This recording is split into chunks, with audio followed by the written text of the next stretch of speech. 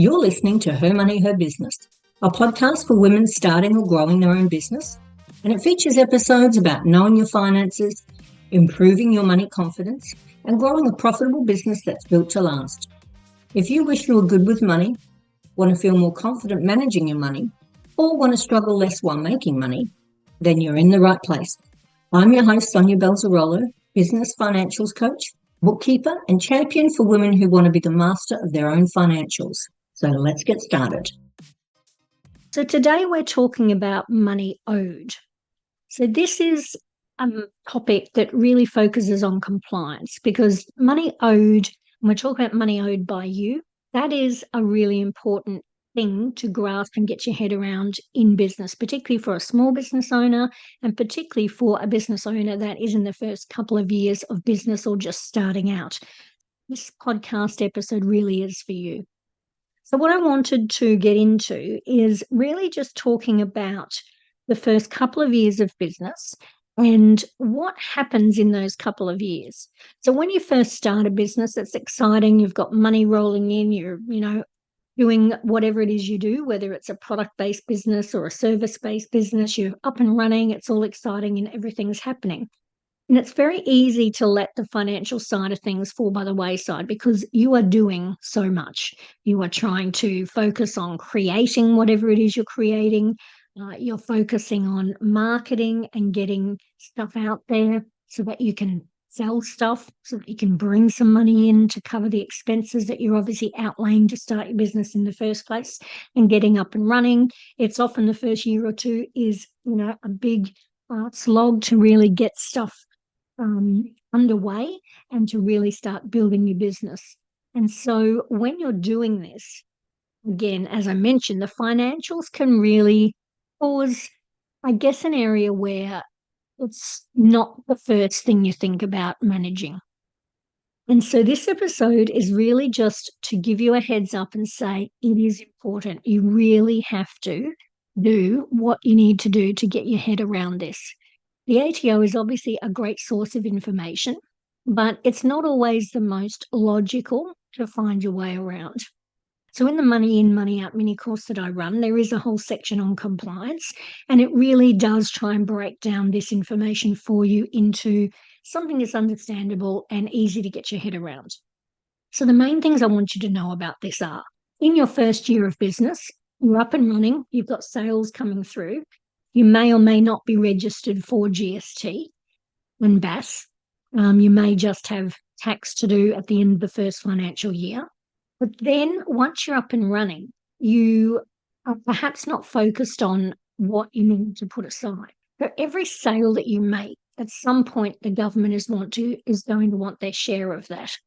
Now, in your first year of business, when you lay out a lot of money and expenses, then the sales that you make, when you take off your expenses, you might not have a huge amount of profit left, and that profit is what the tax office will tax you on. So your first year of business, you might not actually be paying too much in tax, and you might be thinking, oh, this is fantastic, and you might not have anything to pay at all if you're in negative. Second year of business, if you were in a negative in the first, negative rolls over into the second year. And so it again comes off your profit in that second year. And so what can often happen is that when you're not having to lay out a lot of money for tax, it's not really top of mind. So you're going into that sort of second or third year not putting any money aside.